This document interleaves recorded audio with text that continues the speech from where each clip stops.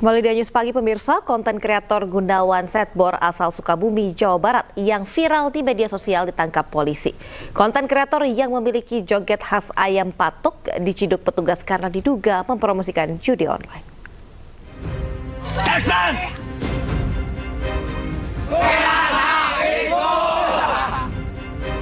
Mari kita joget Bapak.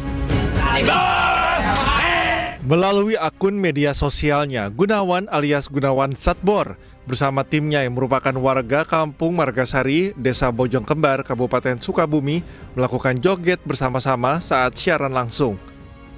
Joget bersama ini dilakukan Gunawan Setbor bersama warga lainnya untuk memperoleh gift alias saweran secara online.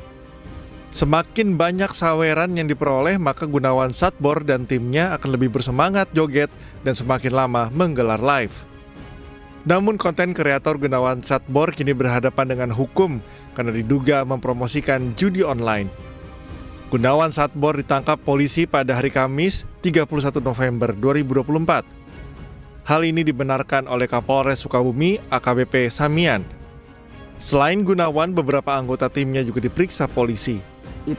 Sebelum ditangkap polisi, Gunawan Setbor sempat memberikan klarifikasi bahwa dirinya beserta tim tidak pernah mempromosikan judi online melalui akun media sosial. Assalamualaikum warahmatullahi wabarakatuh. Oke teman-teman, dimanapun engkau berada ya, banyak banget ngetek Setbor bahwa Setbor bekerja sama dengan judi online. Oke, Setbor mau klarifikasi ya teman-teman.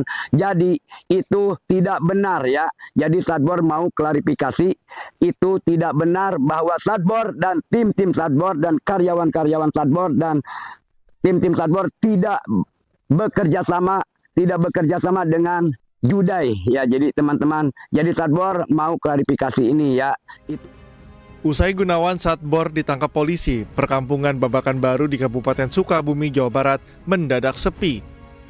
Padahal sebelumnya suasana kampung selalu ramai dengan aktivitas warga yang berjoget live di akun media sosial. Di kampung Babakan Baru terdapat 2 hingga 3 grup yang melakukan live streaming melalui beberapa akun yang berbeda. Sebelum viral, Gunawan merupakan penjahit keliling di Jakarta saat pandemi COVID-19. Setelah menjadi konten kreator, ia memutuskan pulang ke Sukabumi, Jawa Barat dan fokus untuk mencari peruntungan melalui joget secara langsung di media sosial. Pemirsa, pegawai Kementerian Komdigi yang tersangkut kasus situs judi online bertambah jadi 16 orang. 11 diantaranya bertugas memblokir situs judi online serta meraup keuntungan hingga 8,5 miliar rupiah dalam 1 bulan.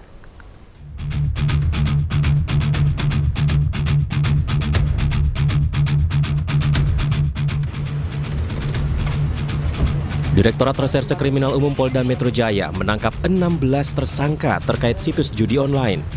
Dari total tersangka yang ditangkap, 11 diantaranya merupakan pegawai aktif Kementerian Komunikasi dan Digital.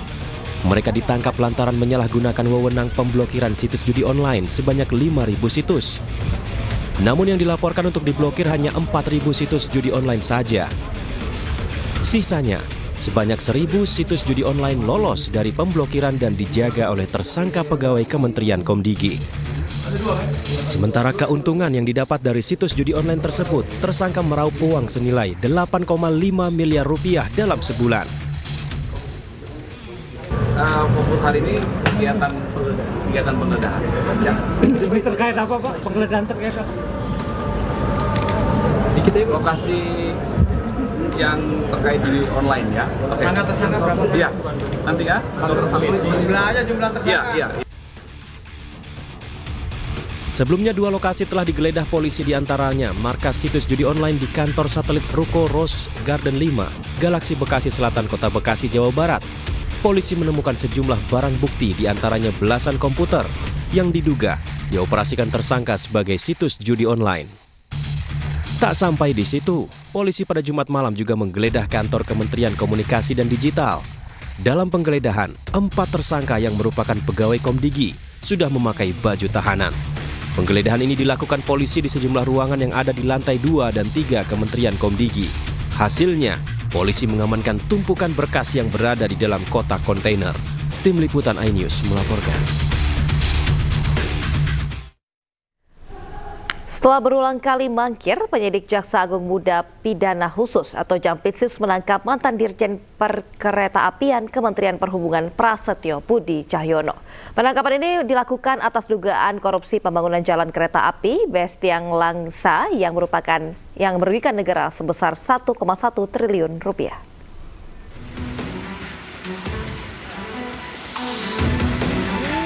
Prasetyo Budi Cahyono, mantan Dirjen Perkeretaapian Kementerian Perhubungan, diam 1000 bahasa usai diperiksa penyidik Jampitsus.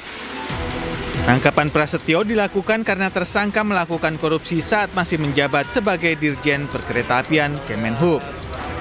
Ia ditetapkan sebagai tersangka terbaru dalam perkara korupsi pembangunan jalan kereta api Bestiang Langsa pada Balai Teknik Perkeretaapian Medan pada tahun 2017-2023. Kasus ini merugikan keuangan negara sebesar 1,1 triliun rupiah. 7 terdakwa lain dalam kasus ini didakwa dalam berkas terpisah. Dalam pelaksanaan pembangunan tersebut, Saudara PB memerintahkan kuasa pengguna anggaran, yaitu terdakwa NSS, yang saat ini perkaranya dalam proses persidangan, memecah pekerjaan konstruksi tersebut menjadi 11 paket dan meminta kepada kuasa anggaran, yaitu Saudara NSS, agar memenangkan 8 perusahaan dalam proses tender atau lelang. Sebelumnya, Prasetyo Budi Cahyono ditangkap di sebuah hotel di kawasan Sumedang, Jawa Barat pada Minggu siang. Dari Jakarta, Helmi Sajangbati, iNews melaporkan. Beralih ke informasi lainnya, pemirsa, Presiden Prabowo Subianto berkunjung ke kediaman Presiden ke-7 Republik Indonesia Joko Widodo di Solo, Jawa Tengah pada Minggu malam. Keduanya berbincang empat mata, kemudian menikmati makan malam di sebuah angkringan.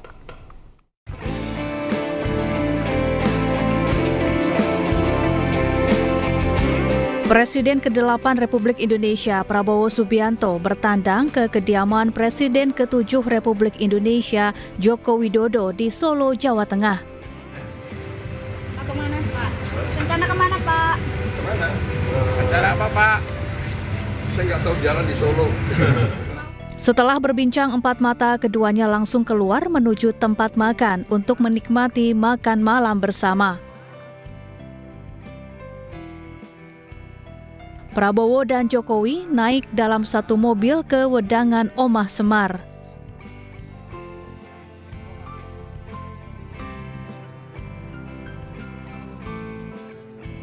Kedua tokoh ini kemudian menyantap sejumlah menu khas Solo sambil berbincang santai.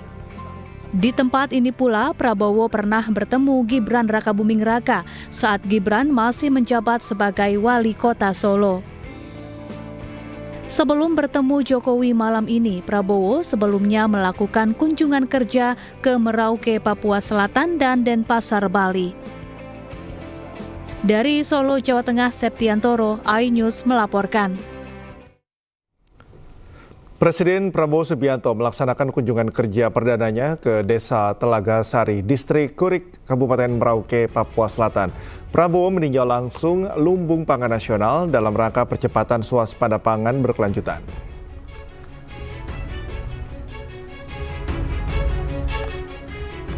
Presiden Prabowo Subianto meninjau lumbung pangan nasional di Desa Telaga Sari, Distrik Kurik, Kabupaten Merauke, Provinsi Papua Selatan pada Minggu pagi. Agenda kunker ini sebagai komitmen pemerintah dalam percepatan swasembada pangan berkelanjutan. Mengenakan kemeja khas berwarna coklat dan kacamata hitam, Prabowo menjajal alat Combine Harvester, alat permanen modern yang mempermudah petani di Merauke. Kabupaten Merauke diproyeksikan sebagai salah satu lokasi pengembangan kawasan sentra produksi pangan di wilayah timur Indonesia dan didorong untuk memenuhi kebutuhan pangan nasional. Optimalisasi lahan. Nah, optimalisasi lahan ini programnya di 6 distrik atau di 6 kecamatan yang ada di seputaran kota Merauke. Ini luasannya sekitar 40.000 hektar, Mas. Nah, 40.000 hektar, syukur alhamdulillah ini yang dari 40.000 hektar sudah tercapai 100%, Mas. Peningkatan hasil panen kami bertambah. Mengucap syukur dan berterima kasih untuk program yang sudah diadakan di Kabupaten Merauke. Kedatangan Presiden Prabowo Subianto di Bali disambut antusias oleh warga. Kunjungan tersebut sekaligus meninjau pengembangan program pertanian berkelanjutan.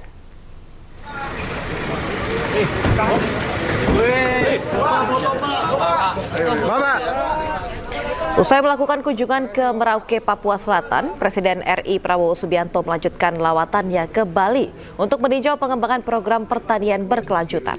Prabowo disambut pasangan calon gubernur dan wakil gubernur Bali nomor urut 1 dari Koalisi Indonesia Maju, Made Mulyawan Arya dan Putu Agus Suradiana. Prabowo diagendakan melakukan silaturahmi dengan sejumlah tokoh masyarakat di Pulau Dewata, Bali, Minggu sore.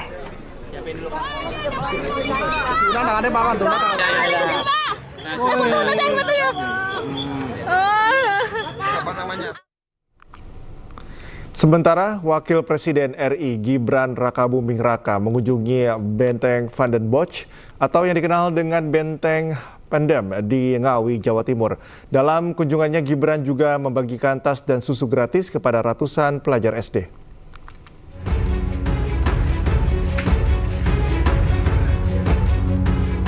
Wakil Presiden Republik Indonesia Gibran Rakabuming Raka mengunjungi Benteng Van den Bosch atau Benteng Pendem di Kelurahan Pelem, Ngawi, Jawa Timur, Minggu pagi. Didampingi penjabat Gubernur Jawa Timur Karyono, Gibran berkeliling dan memasuki sejumlah ruangan di bangunan bersejarah yang dibangun antara tahun 1830 hingga 1845 tersebut. Kunjungan Wapres Gibran disambut antusias ratusan pelajar dari berbagai sekolah setingkat sekolah dasar di Kecamatan Ngawi. Gibran pun membagikan tas sekolah dan susu gratis kepada para pelajar. Beliau sangat konsen dengan bangunan-bangunan sejarah seperti halnya di Solo, sehingga kali ini ingin melihat langsung apakah sudah selesai atau belum, dan tadi diperintahkan untuk semua coba dipersiapkan launchingnya ya, peresmiannya. Selain meninjau kondisi fisik bangunan, Gibran juga menginstruksikan agar persiapan peresmian Benteng Pendem pasca revitalisasi segera dirampungkan. Dari Ngawi, Jawa Timur, Asfi Banar, iNews melaporkan. Pemirsa, kericuhan mewarnai debat kandidat calon gubernur dan calon wakil gubernur Bengkulu. Salah satu pendukung paslon yang membawa alat peraga kampanye diduga menjadi faktor pemicu kericuhan. Dengan ketentuan tata tertib bahwa di ruangan ini tidak ada alat saat ini kita akan mengambil Kericuhan terjadi saat debat calon gubernur dan calon wakil gubernur Bengkulu. Pendukung salah satu paslon yang membawa alat peraga kampanye di dalam area debat menjadi faktor kericuhan dan ketegangan di dalam ruangan. Sempat ditegur oleh pihak penyelenggara debat, pendukung dari paslon nomor urut 1, Helmi Mian, tidak menerima teguran yang diberikan panitia debat.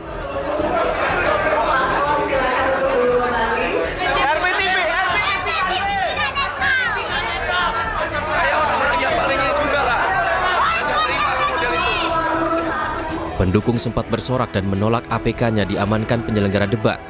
Pihak Bawaslu Bengkulu menghimbau kepada KPUD Bengkulu terus mengingatkan para pendukung untuk tidak menyertakan APK ke area debat. Masuk media dijadikan panitia. Kalau emang panitia yang netral dong. Berapa kontra RBTV? Berapa kontra RBTV?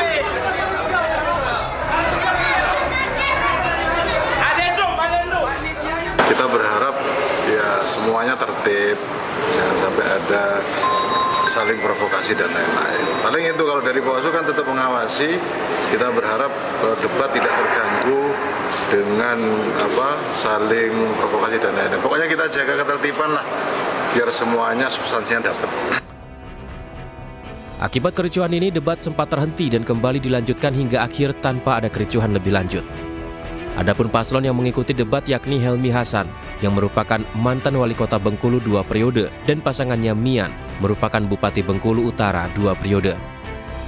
Sementara Rohidin Mersyah merupakan gubernur petahana dan pasangannya Meriani berasal dari kalangan pengusaha. Dari Kota Bengkulu, Endro Dwirawan, iNews melaporkan.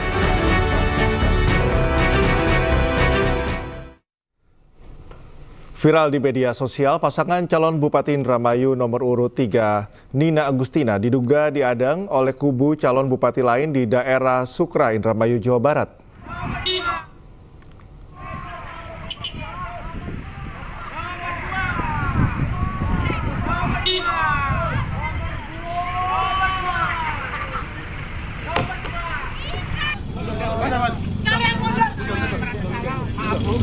Kamu KTP-nya mana? Saya ada. Saya anaknya Gai Bahtiar. Betul, saya tahu, Pak.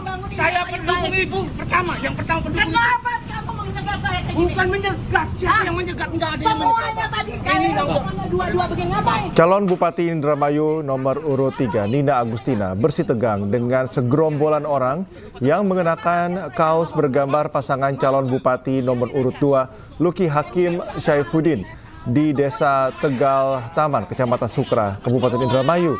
Akibat kejadian ini, sejumlah orang dilaporkan dan dibawa ke kantor kepolisian setempat, namun kini sudah dibebaskan.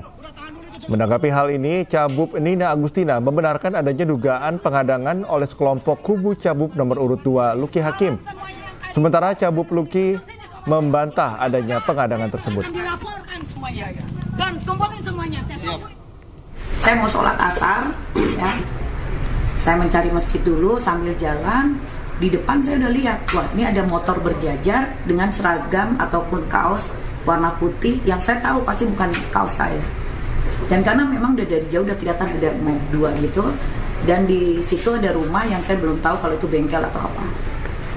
Ada spanduknya, baliho besar, nomor paslon tersebut. Bisa terlihat bahwa patwal polisinya, kan Bupati Indramayu itu Nina Agustina kan dikawal oleh patwal. Patwalnya bisa berjalan dengan lancar dan mobil Pajero warna hitam itu memang berhenti dengan sendirinya tanpa dihadang. Bisa terlihat. Jadi tidak ada penghadangan menurut saya. Pemirsa, calon Gubernur Jakarta nomor urut 1, Ridwan Kamil bertemu dengan utusan khusus Presiden bidang pembinaan generasi muda dan juga pekerja seni, Raffi Ahmad. Pertemuan dilakukan untuk bersilaturahmi dengan generasi muda dalam waktu dekat.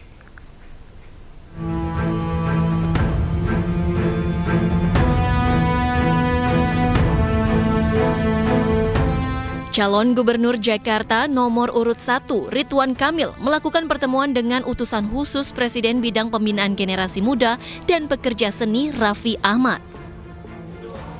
Dalam pertemuan yang digelar di wilayah Senayan itu, Ridwan Kamil dan Raffi Ahmad membahas rencana membuat acara dengan mengundang generasi milenial dan Gen Z pada Kamis mendatang. Acara ini akan memberikan ruang berekspresi bagi generasi muda selama 5 tahun ke depan. Jadi sebenarnya acara hari ini tuh saya ingin memberi masukan karena Kang Raffi kan baru dapat tugas dari Pak Prabowo, betul ya, utusan khusus untuk pembinaan generasi muda dan pekerja seni kan. Nah, saya tuh ingin ngucapin selamat, kedua ngasih tadi masukan-masukan bagaimana generasi muda di 5 tahun bisa melompat, bisa luar biasa, pekerja seninya juga sama, Gen Z-nya juga menikmati konsep-konsep dari Pak Prabowo dan lain-lain lah, kira-kira begitu. Tapi nanti detailnya kita akan bikin acara di mana kita di Sarina ya? Sarina mungkin hari Kamis lah, nanti dibedah konsep apa yang itu akan bikin Gen Z luar biasa maju.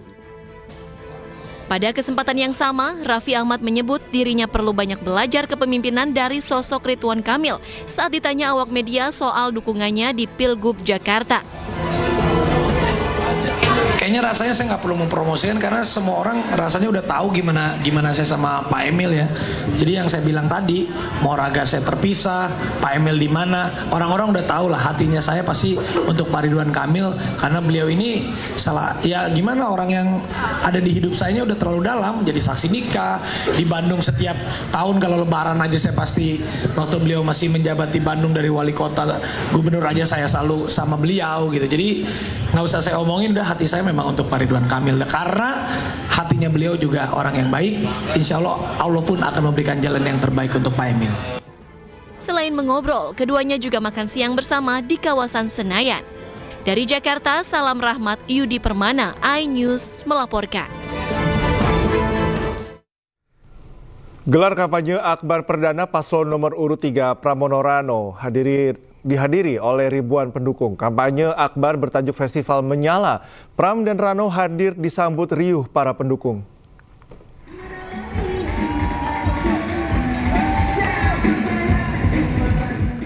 Gelar kampanye akbar perdana paslon nomor urut 3 Pramono Anung Rano Karno dihadiri ribuan pendukung.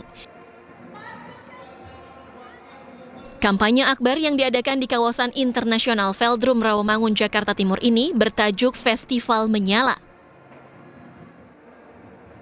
Pramono Anung dan Rano Karno hadir disambut meriah para pendukung baik relawan maupun simpatisan. Pram menyebut acara ini dirancang oleh dirinya dan Rano sendiri karena sudah terbiasa membuat acara besar dengan persiapan yang detail. Saya dan Bang Dul dari semua proses terlibat secara langsung. Baik pemilihan siapa yang menjadi ketua panitia, orang-orang yang tampil. Karena memang saya dan Bang Dul biasa kerja detail. Sehingga kami tahu apa yang akan dilakukan dan apa yang ditampilkan ke ruang publik. Sehingga dengan demikian kalau dilihat tadi sebenarnya menunjukkan karakter kami berdua. Saya pribadi dan saya juga sampaikan ke Bang Dul, jujur nggak pernah mau lihat yang lain kampanye. Lebih baik lihat diri sendiri, kalau ada kesalahan, kekurangan, ya kita koreksi buat diri sendiri. Sama sekali saya nggak pernah lihat. Yang pertama kami ingin ucapkan terima kasih kepada masyarakat Jakarta. Apa yang kita raih ini karena masyarakat Jakarta, bukan hebatnya Pramono dan di situ. Ini adalah memang kerja masyarakat Jakarta. Ini yang membuat kami berani melakukan apa yang harus kita lakukan. Kita bikin kalau yang namanya kampanye akbar mungkin cukup sekali. Saya bilang Mas, kita harus bikin 2 kali. Karena apa? Kita sangat paham 51% Gen Z itu harus digarap. Nah inilah yang hadirnya di Gen Z semua. Memang nggak mungkin bisa ketampung, maka itu kita bikin yang kedua nanti di Sadur Media di GBK. Nah mudah-mudahan saya sangat yakin sekarang ini ya mungkin hasil survei itu mungkin seumur-umuran saya ya. Nah yang sedang kita raup ini adalah Gen Z. Dan ternyata partisipasi Gen Z itu luar biasa, malah mereka mensupport, memberikan ide. Nah itulah mungkin kita adakan acara hari ini. Acara juga dimeriahkan sejumlah artis ternama tanah air, diantaranya Anang Hermansyah, Once Mekel, Happy Asmara, hingga Ben Jamrud. Dari Jakarta, Indra Setiabudi, Nadifa, Yudi Richard, iNews melaporkan. Pemirsa, festival musik di kampus hadir sebagai ajang kreativitas mahasiswa. Dan tak hanya itu, festival musik juga menjadi hiburan serta menghilangkan kesan serius di lingkungan kampus.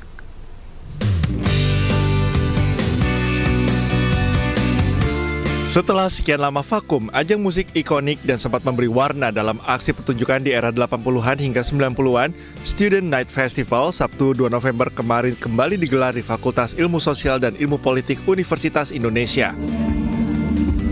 Beberapa artis dan penyanyi tanah air seperti Kunto Aji, Bilal Indrajaya, dan sejumlah musisi indie tampil energik membawakan karya terbaik mereka, diselingi interaksi dengan penonton yang malam itu diperkirakan ada 3.000 orang lebih.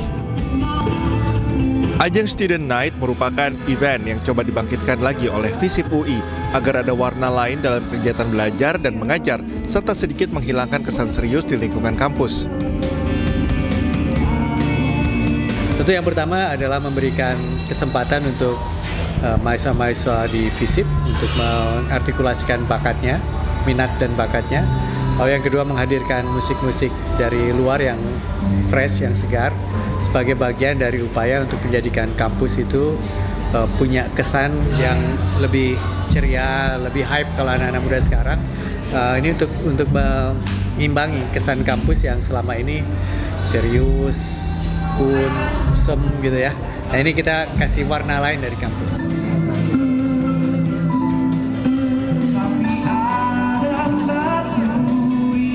Kehadiran kembali Student Night Festival ini di samping merayakan hiburan dan kreativitas, pun tak lepas dari keinginan penyelenggara untuk menyatukan edukasi dengan kepekaan sosial yang selalu menjadi landasan FISIP UI.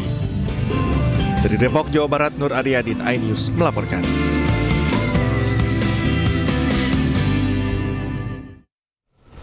Pemirsa, Park Hyatt Jakarta bersama MNC Peduli dan Yayasan Immanuel membagikan makanan kepada warga prasejahtera Kampung Pisang, Neglasari, Kota Tangerang, Banten. Ratusan warga nampak antusias mengantri makanan bergizi yang diberikan secara gratis.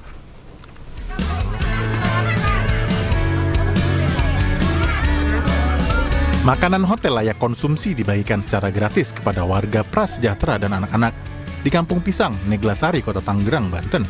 Penyaluran makanan ini guna memanfaatkan makanan layak konsumsi dari hotel agar lebih memberikan kebermanfaatan bagi masyarakat yang membutuhkan. Tak hanya itu, sambil mengajak anak-anak bermain, tim MNC Peduli mengajarkan cara mencuci tangan yang benar agar bersih dari bakteri. Lepas senang. Tiap minggu ada bantuan kayak begini makanan, alhamdulillah bantu. Bagus nggak nih Pok programnya Pok? Bagus, programnya bagus, mantep. Makanannya gimana nih Pok? Enak. Bergizi ya Pok ya? Bergizi, alhamdulillah bermanfaat Pak. Kegiatan yang diselenggarakan oleh Park Hyatt Jakarta bersama MNC Peduli dan Yayasan Immanuel sebagai bentuk dukungan guna meyakinkan bahwa sisa makanan hotel layak konsumsi dapat bermanfaat. Sangat bersyukur juga, berbahagia bisa berpartisipasi lagi dalam kegiatan food rescue yang diselenggarakan oleh rekan tim kita juga, ada Yayasan Immanuel serta juga ada MNC Peduli. Di sini kita ada membagikan beberapa makanan surplus gitu ya, atau makanan berlebih dari hotel-hotel di Jakarta. Banyak sisa makanan layak makan yang dihasilkan oleh restoran, hotel, kantin hingga kantor yang sebenarnya dapat bermanfaat untuk masyarakat yang membutuhkan. Dari Tangerang, Banten, Sukron iNews melaporkan. Pemirsa, ajang lari 5 dan 10 km kembali digelar di Jakarta. Lomba lari ini disambut antusias masyarakat dan diikuti oleh 2.000 peserta.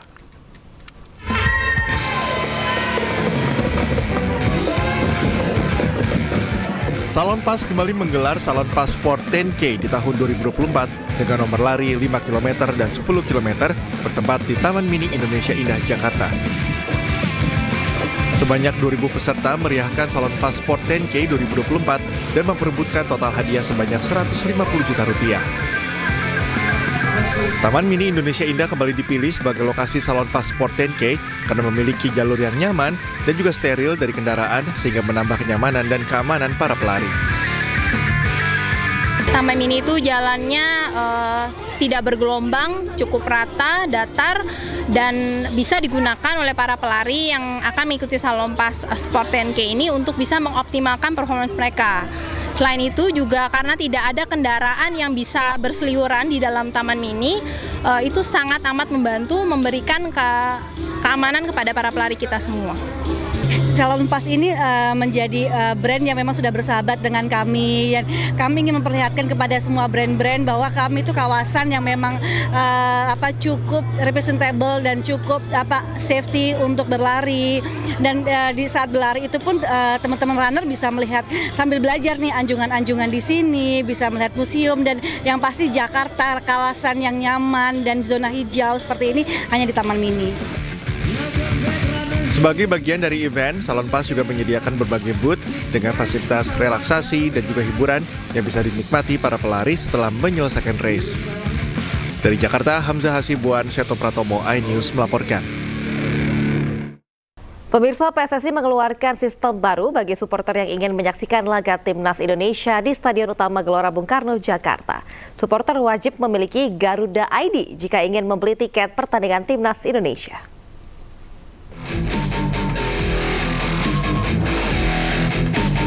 PSSI mengeluarkan sistem baru bagi supporter yang ingin menyaksikan laga Timnas Indonesia di Stadion Utama Gelora Bung Karno, Jakarta. Bagi para penonton yang ingin membeli tiket Timnas, mereka harus mendaftar Garuda ID dulu.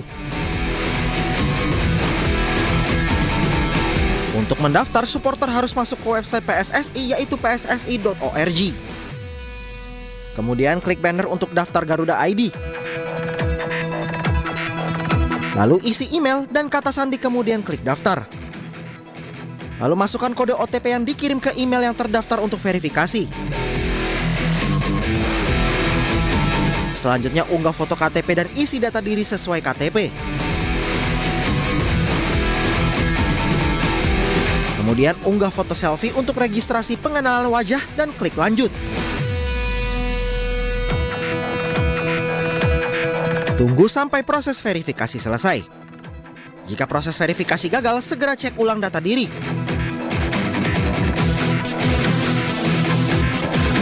Pastikan data diri yang diisi sesuai dan lakukan verifikasi ulang. Setelah verifikasi selesai dan diterima, akun Garuda ID akan muncul.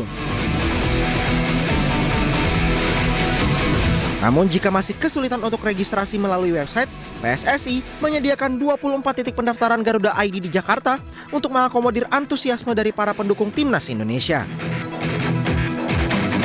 Garuda ID merupakan langkah PSSI untuk mengatasi masalah yang sering terjadi saat pertandingan di stadion. Banyak sekali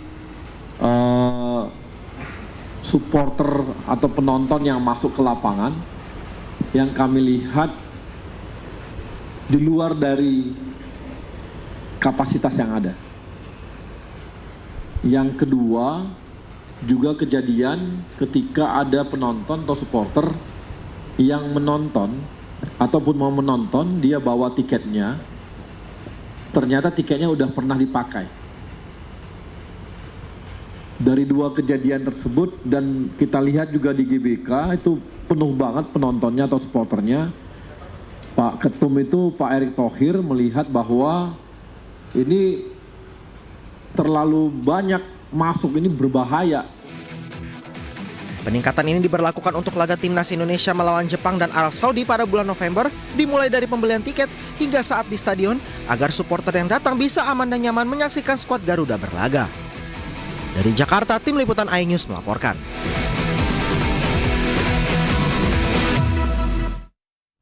Pemirsa, pegawai Kementerian Komdigi yang tersangkut kasus situs judi online bertambah jadi 16 orang. 11 diantaranya bertugas memblokir situs judi online serta meraup keuntungan hingga 8,5 miliar rupiah dalam 1 bulan.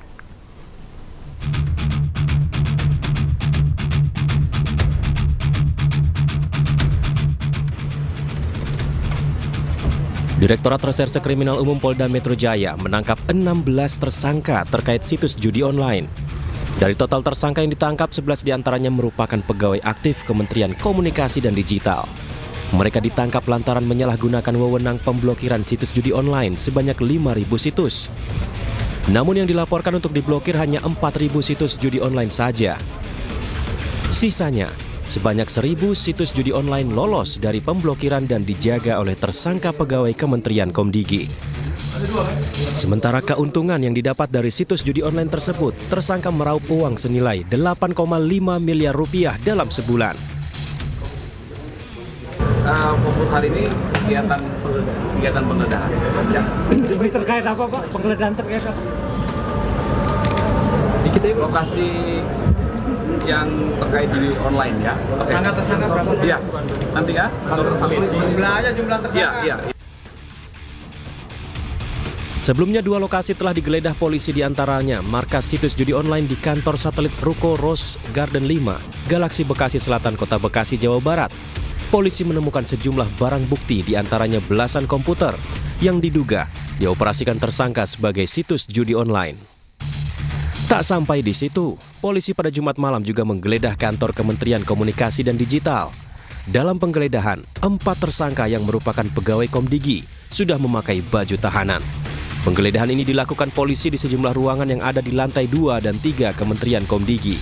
Hasilnya, polisi mengamankan tumpukan berkas yang berada di dalam kotak kontainer. Tim Liputan iNews melaporkan. Setelah berulang kali mangkir, penyidik Jaksa Agung Muda Pidana Khusus atau Jampitsus menangkap mantan Dirjen Perkeretaapian Kementerian Perhubungan Prasetyo Budi Cahyono. Penangkapan ini dilakukan atas dugaan korupsi pembangunan jalan kereta api Besitang Langsa yang merugikan negara sebesar 1,1 triliun rupiah.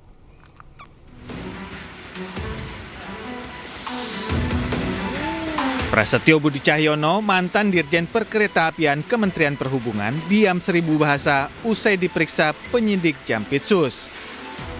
Penangkapan Prasetyo dilakukan karena tersangka melakukan korupsi saat masih menjabat sebagai Dirjen Perkeretaapian Kemenhub. Ia ditetapkan sebagai tersangka terbaru dalam perkara korupsi pembangunan jalan kereta api Besitang Langsa pada Balai Teknik Perkeretaapian Medan pada tahun 2017-2023. Kasus ini merugikan keuangan negara sebesar 1,1 triliun rupiah. 7 terdakwa lain dalam kasus ini didakwa dalam berkas terpisah. Dalam pelaksanaan pembangunan tersebut, Saudara PB memerintahkan kuasa pengguna anggaran, yaitu terdakwa NSS, yang saat ini perkaranya dalam proses persidangan, memecah pekerjaan konstruksi tersebut menjadi 11 paket. Dan meminta kepada kuasa anggaran, yaitu Saudara NSS, agar memenangkan 8 perusahaan dalam proses tender atau lelang. Sebelumnya, Prasetyo Budi Cahyono ditangkap di sebuah hotel di kawasan Sumedang, Jawa Barat pada Minggu siang. Dari Jakarta, Helmi Sajangbati, iNews melaporkan.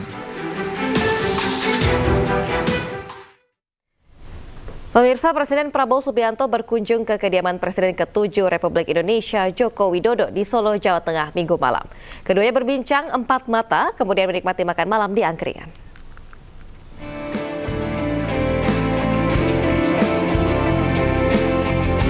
Presiden ke-8 Republik Indonesia Prabowo Subianto bertandang ke kediaman Presiden ke-7 Republik Indonesia Joko Widodo di Solo, Jawa Tengah.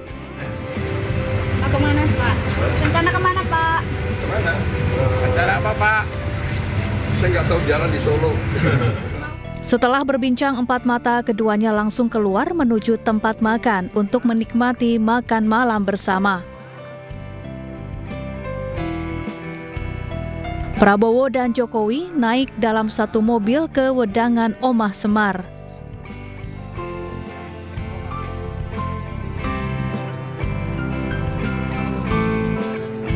Kedua tokoh ini kemudian menyantap sejumlah menu khas Solo sambil berbincang santai. Di tempat ini pula, Prabowo pernah bertemu Gibran Rakabuming Raka saat Gibran masih menjabat sebagai wali kota Solo. Sebelum bertemu Jokowi, Prabowo sebelumnya melakukan kunjungan kerja ke Merauke, Papua Selatan dan Denpasar, Bali. Dari Solo, Jawa Tengah, Septiantoro, iNews melaporkan. Presiden Prabowo Subianto melaksanakan kunjungan kerja perdananya ke Desa Telaga Sari, Distrik Kurik, Kabupaten Merauke, Papua Selatan. Prabowo meninjau langsung lumbung pangan nasional dalam rangka percepatan swasembada pangan berkelanjutan. Presiden Republik Indonesia Prabowo Subianto meninjau lumbung pangan nasional di Desa Telaga Sari, Distrik Kurik, Kabupaten Merauke, Provinsi Papua Selatan pada Minggu pagi. Agenda kunker ini sebagai komitmen pemerintah dalam percepatan swasembada pangan berkelanjutan. Mengenakan kemeja khas berwarna coklat dan kacamata hitam, Prabowo menjajal alat combine harvester, alat pemanen modern yang mempermudah petani di Merauke. Kabupaten Merauke diproyeksikan sebagai salah satu lokasi pengembangan kawasan sentra produksi pangan di wilayah timur Indonesia dan didorong untuk memenuhi kebutuhan pangan nasional. Optimalisasi lahan. Nah, optimalisasi lahan ini programnya di 6 distrik atau di 6 kecamatan yang ada di seputaran kota Merauke. Ini luasannya sekitar 40.000 hektar, Mas. Nah, 40.000 hektar, syukur alhamdulillah ini yang dari 40.000 hektar sudah tercapai 100%, Mas.